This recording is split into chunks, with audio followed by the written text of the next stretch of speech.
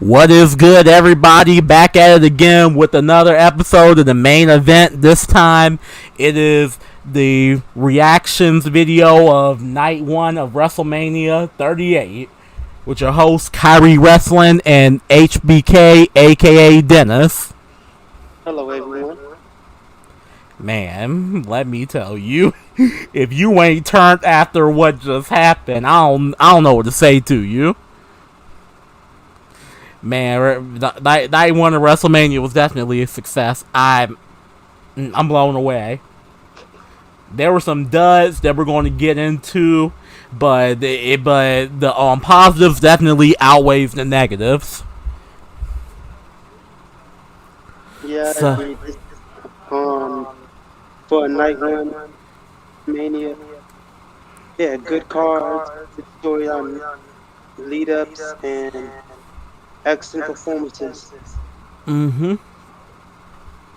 Just to be sure, just in case some people come in ready to comment, let me adjust so people can comment. Oh, if you're watching this video and you put a comment in, tell me your name so I can give you a shout out. And just because sometimes when we're on here, the name doesn't pop up on our end, so it's hard for us to know who's who. All right. So with that being said, let's get into the WrestleMania card that happened on night one.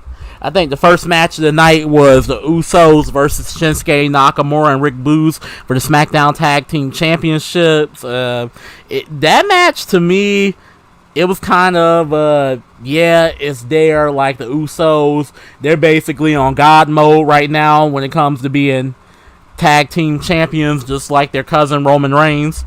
We acknowledge the tribal chief on here, the head of the table.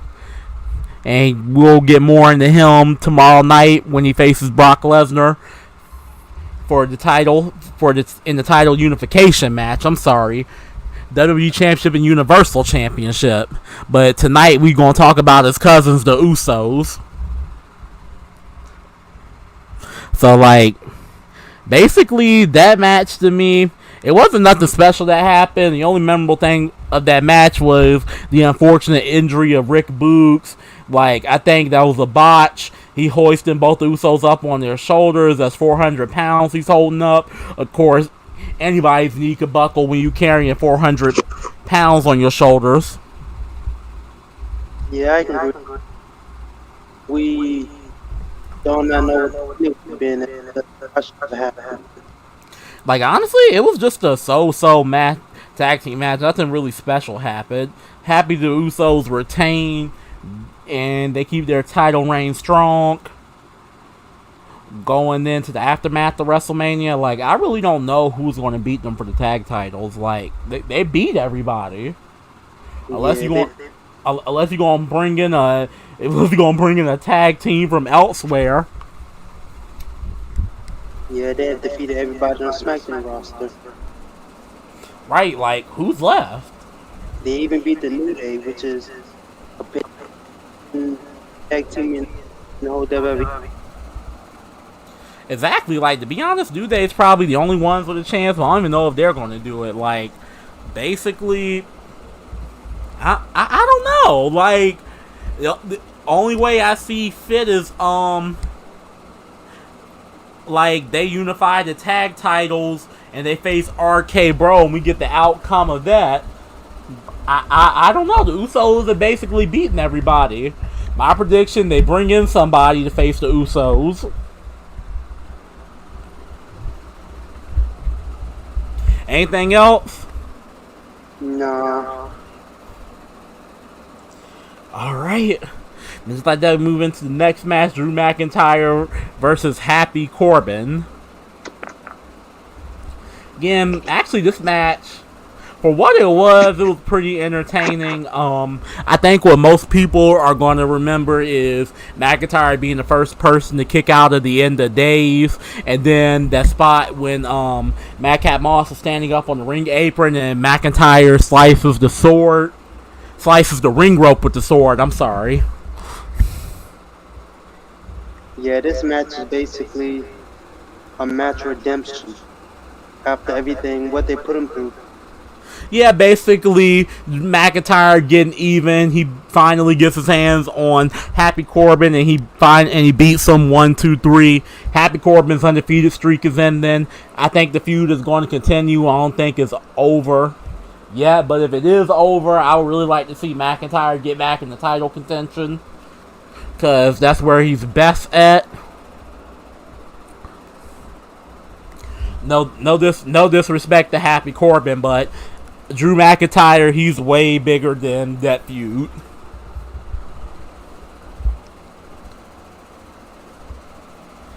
Anything else? That concludes. That concludes your take on it as well. And then we get into the third match, The Miz and Logan Paul versus the Mysterios. Okay, listen, I know people had their reservations about celebrities wrestling in a wrestling match, but Logan Paul, he showed up and showed out, as I predicted that he will, because Logan Paul's actually a legit athlete. Had a great boxing showing, went toe to toe with the greatest boxer currently right now. So I do going to show up and show out at WrestleMania. One thing, and Dennis, I talked to you about this earlier while the match is going on. I just enjoy when celebrities, they're in wrestling and they actually understand the functions of the business. Like, they respect the business and they just don't do it for clout. Like, they're passionate about the business and they're there to put on a good match. Like, we saw it with Bad Bunny last year. He gets wrestling, and it was just Logan Paul. Like, he wasn't on the level of Bad Bunny, but he came in and he showed out, and I enjoyed it. Yeah, I can agree on celebrities that are fans of WWE, like Logan Paul, a fan on Wrestlemania, like you said. Bad Bunny, Dr. Saw with his skills, and that Destroyer. They can go back in the past. People like Mike Tyson, LT. Oh yeah, like LT, like, oh man, you take it back to the 90s. LT definitely had a great showing. I'm not only saying that because I'm a Giants fan, but LT really did look good in that match. Shoot, if you want to even take it back further, Mr. T at the first WrestleMania in the main event, nonetheless. I can name some more celebrities. I know there are going to be some that escapes my mind, but you know. Yeah, but besides celebrity, this match, the build-up of jealousy of being Pat McAfee. We can't leave out Pat McAfee. Hey, he wrestles tomorrow night. We'll get more on him tomorrow night. Yeah, that's what I'm saying. This match, jealousy, a dream, son and father, competing at Mania, something self-induced by 8 years old. Oh yeah, true. And then I like that little twist at the end. After Miz and Logan Paul defeats the Mysterios, Miz hits him with a skull crusher finale. That was just like basically the most Miz thing that Miz could ever do at the match. So I'm interested in the fallout of the match. Like, is Logan Paul and Miz going to enter a feud? Because I'm actually cool with that as well. How are Rey and Dominic Mysterio going to react to this? Like, I don't know. It's going to be an interesting fallout.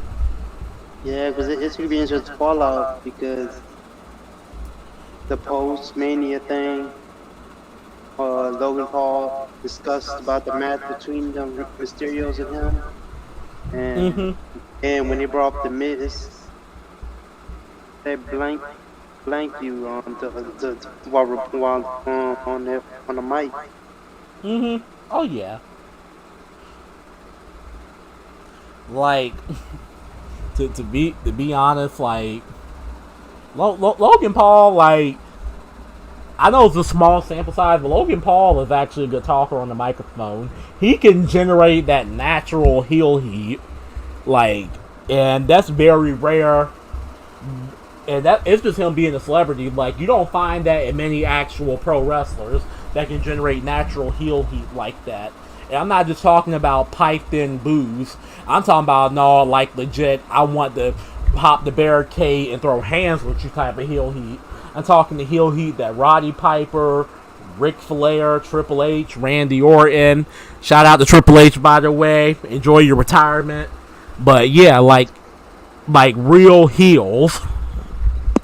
You don't see too many legitimate heels anymore. And although he's not in WWE, MJF, like, he's probably the real. He's a throwback. But I don't want to hop on MJF too long. This is a WWE video. When we do AEW videos, we'll get more into him. I was actually thinking about doing a video on MJF, just like going through his greatness and like what he's achieved so far and what he can achieve in the future. But you know, that's another topic for another day.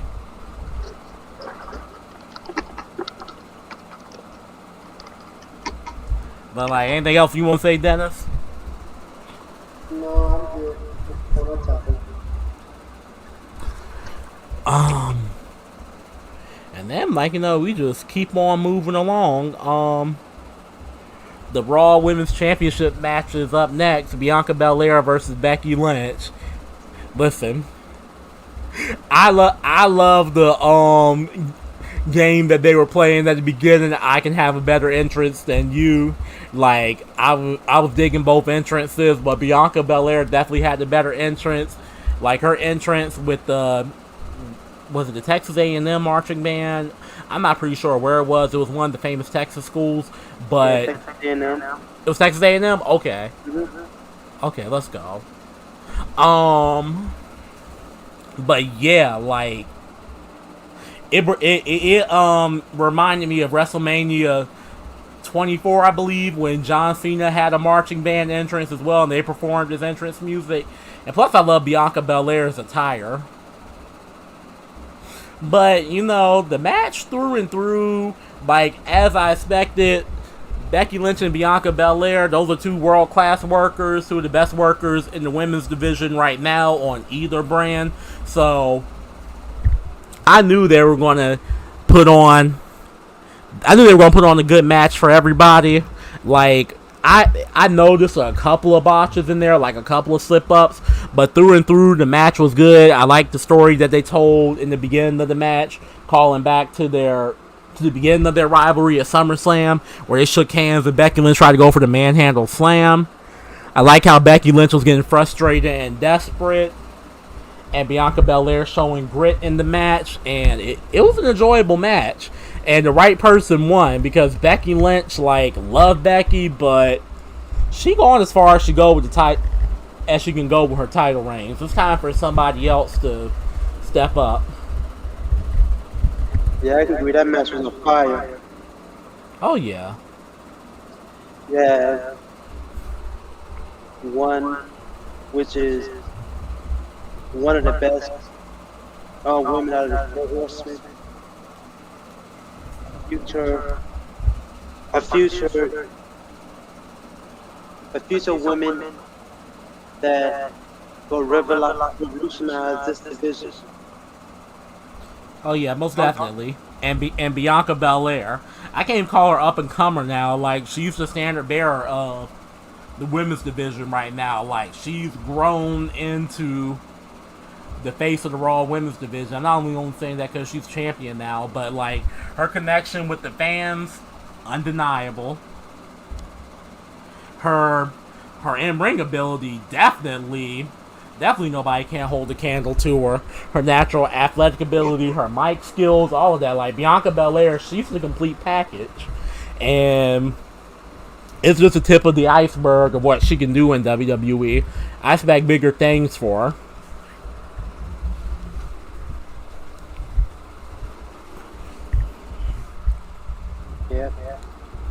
All right, hold on. This next match, let me do my Birdman hand rub. Hold on. This is the one that everybody came away talking about. Seth Rollins versus his mystery opponent. A lot of people predicted it, but it was Cody Rhodes. That's right, Cody Rhodes, the man who was the brains behind the operation of AEW, All Elite Wrestling, has finally come home to WWE.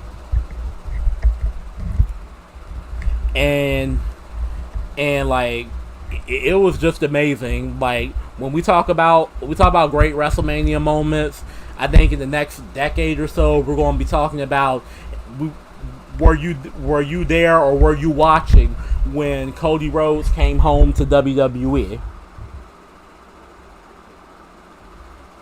But yeah, warm reception, very warm reception. The crowd embraced him with open arms. Cody, he looked like he was so happy to be back, despite his, how can I put this? Despite his recent troubles with despite his troubles with WWE during his last run, when he was playing the Stardust character, he's just like, you know what, clean slate, new beginning. In this past 6 years, I've wrestled in every major wrestling promotion, built my name up, created the number one alternative to your company, and now I'm back home. It's all come full circle. I'm ready to just give the fans what they want. I just want to entertain the fans as much as possible. I think that's Cody's mindset right now in the match with him and Seth. As expected, it was definitely a barn burner.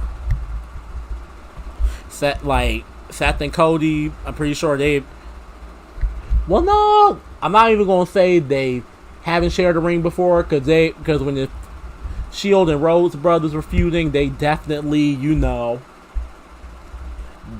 had a rivalry going way back when. But yeah, the match was expected. It was definitely match of the night. They hit their signature moves, had a couple of high spots. I like the bit where Cody hit the bionic elbow in tribute of his dad, and then the multiple crossroads and Cody getting the win. I don't think this feud is over. I think there's going to be a fallout to it where Seth goes over and then they have the big rubber match. But yeah, definitely a great moment. Not going to say moment of the night. We're going to get into that a little later. One of the best moments of the night. Yeah, I can agree. This one of the best moments of the night. Yeah, Seth Rollins was on a journey to get Mania. Huh? So you have a match between Seth and Mystery President Seth, who hired for me match. He got it.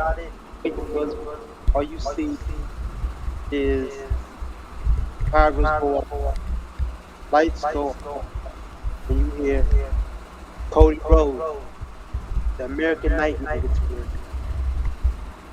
And like you said, Cody done it all. Wrestled all promotions, Upstart, one of the next top companies, and have further his career and him on himself. Most definitely. Anything else you want to add? No. All right. And with that, we just gonna keep moving along. Next match on the card was Charlotte Flair versus Ronda Rousey for the SmackDown Women's Championship. A lot of hype on this match. Like, this is one of the best built storylines of this WrestleMania show. Like, basically, it was all around, can Charlotte Flair avoid Ronda Rousey's arsenal of submission holds? and Charlotte just basically provoking Ronda Rousey, trying to beat her psychologically by talking about how she lost in UFC, how she bringing her kid into it, Ronda Rousey's newborn child. So yeah, like it was one of the best built stories, and I liked how in the build up they portrayed Charlotte as Ronda Rousey's equal, and I liked in the promo package how they showed how they're much alike than they are different as far as accomplishments go in their respected professions. So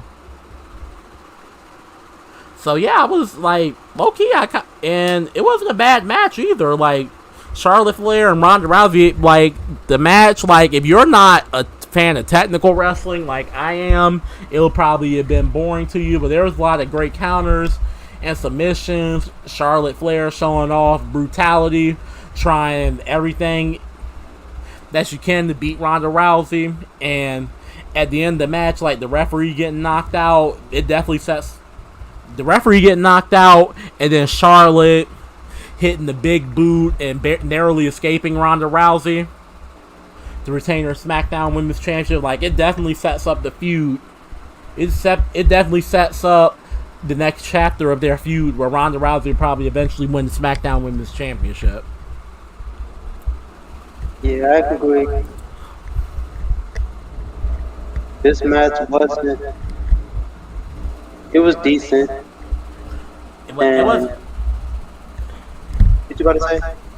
I was gonna say, like, it wasn't as up to par as the two that the last two that we just talked about, but it was definitely a good one. Yeah, I'm not saying it ain't bad. It was okay. Two technicians.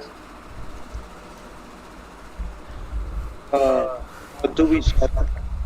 I guess because I guess I say it wasn't up to par because, like, I've seen both Charlotte and Ronda Rousey had better chemistry with other opponents, and I don't know, like, those two, like, they can put on a good match, but it's just like, hey, they've had better matches in the past with other opponents.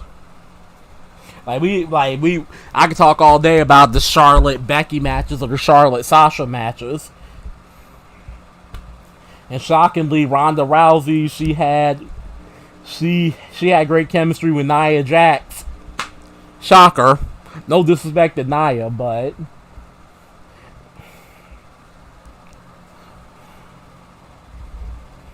yeah, that concludes that subject. have anything else to say?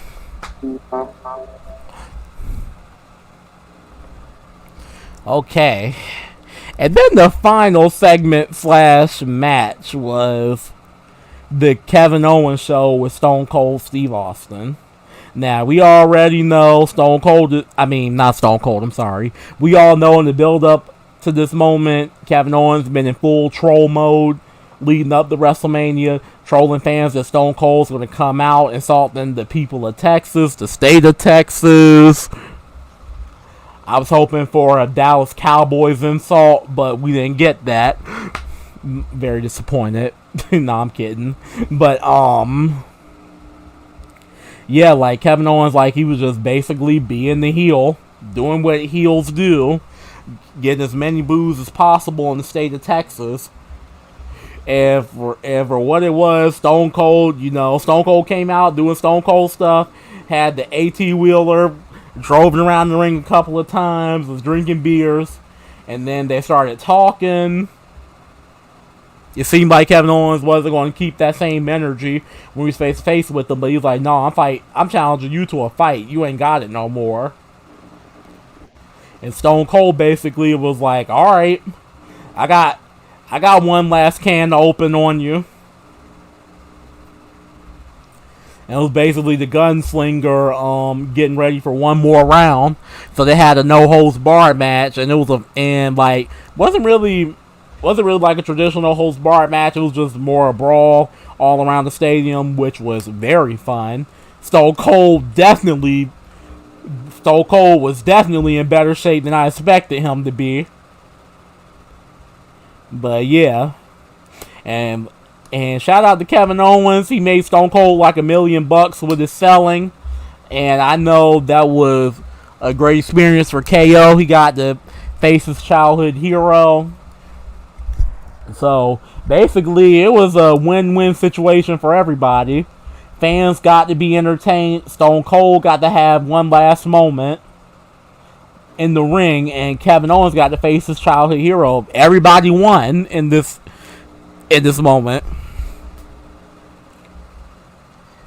Yeah, I can agree. This segment was what I anticipated the whole night anyway. You We got a comment. That was a good night. Hey, I don't know who this is, but I don't know who it is. Also, it's a Facebook user on my end. Okay, yeah, that's what I'm saying. You have KO, Great Heel. Don't go skip music hit. That pop.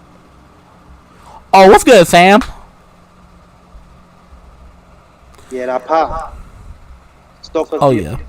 Stone Cold Steve Austin. Hey,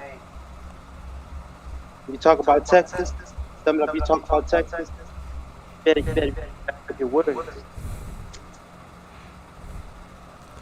Stone Cold open up a can, you know what? Right on K. Oh, yeah, most definitely. Stone Cold definitely opened up a can, and you know what?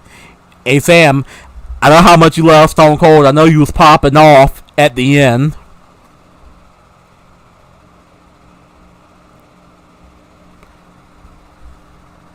Yeah, but one thing I like about that segment, that segment is we You haven't- experienced Stone Cold for the last time in a match, drinking beers, connecting with the fans, connecting with the universe,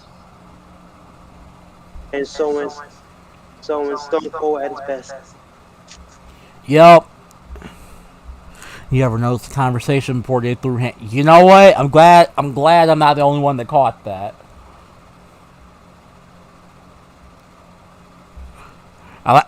One thing I also liked how careful KO was with Stone Cold. Didn't cause no injuries to him. That's a good thing. That just tells you how reliable of a worker Kevin Owens is.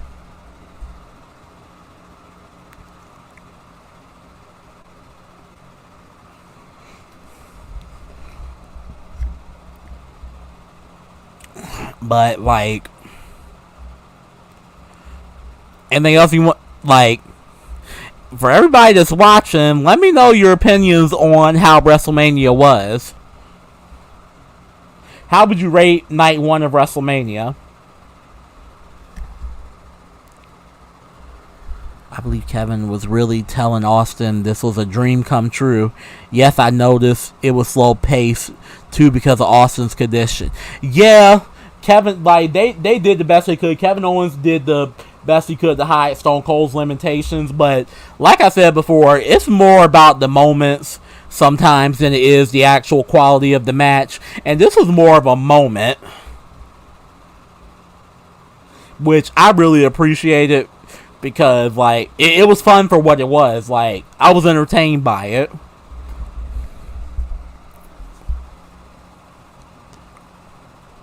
Yeah, because one thing about Stone Cold always put up a good match.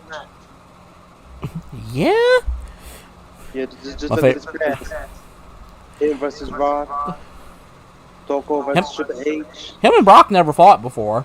They were supposed to fight, but Stone Cold, they were supposed to fight on an episode of Raw, King of the Ring qualifier, but Brock Nah, oh wait, what you say? I said You said Rock? Rock. Oh, sorry. My bad. It's on the Rock. Him and etc. Everybody. Yeah. Night 1 was great. Yeah, it really was. Night 1 was fun. I enjoyed it. Can't wait for night 2. Like, this has just been a fun weekend overall. Like Undertaker getting his much deserved Hall of Fame induction. Not gonna steer too much into the ring of. Not gonna steer too much into the. Into AEW. Sorry, y'all. I'm a little tired, but not gonna steer too much into AEW, but the debut of Samoa Joe at Supercard of Honor, definitely a great moment, and the quality of matches at Supercard of Honor, we're going to get into that in another video, but it's just been a fun weekend to be a wrestling fan, and it's not over yet. I laughed at The Miz looking at Logan Paul randomly, then using his finisher. Yeah, sometimes it's the smallest gestures that can make you laugh in the match. Yeah, also besides Cody debut, They spoiled the... Oh, what were you saying? I'm sorry. Besides Cody coming back, Gable Stevens' career about to start, and I'm looking what he can do. Yeah, I just hope they don't go in too hard on the Kurt Angle comparisons with Gable Stevenson. They spoiled the Cody Rhodes thing. We saw this coming a mile away, but still it was a great moment. It was just a great moment to experience it. I was so scared WWE was going to do what they do sometimes, like punch us in the gut with a curveball and troll us. And I thought it was gonna be Shane McMahon. I was just gonna be like, oh Lord. No disrespect to Shane, because Shane, he can put on he can go in the ring, but it's just like, no, like we seen it. I thought Samoa Joe and AEW was an April Fool's joke. No, bruh, it's the real thing. No, it's for real. He confronted Jay Lethal. Yep, and I can't wait for the abundance of dream matches we're gonna get out of Joe. If we can get Samoa Joe versus CM Punk again, and they can create the magic that they did in their Ring of Honor trilogy, I would love that. Samoa Joe versus Bryan Danielson. Come on now. Like, don't tell me y'all don't want to see these matches. Samoa Joe versus Cole. Facts. Samoa Joe versus Minoru Suzuki. Oh, that's a match I would like to see. Yes, sir. That'll be hard hitting. That'll be one of the stiffest matches you'll ever watch. Oh yeah, speaking of Joe and Adam Cole owes him a receipt after what happened in NXT.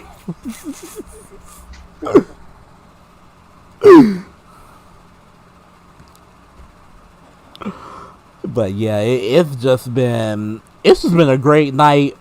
Night 1 has been amazing. I can't wait for night 2. We're going to be back with a reactions video tomorrow night talking about night 2. I want y'all to stay tuned for that. And if that's all, like we've been through everything that's happened in night 1, so I guess that's it. Thank y'all for watching. Don't forget to like, share, comment, and subscribe. Tell everyone who's a wrestling fan, and tell those who aren't wrestling fans to tune in to the main event. We'll see you when we see you. Okay.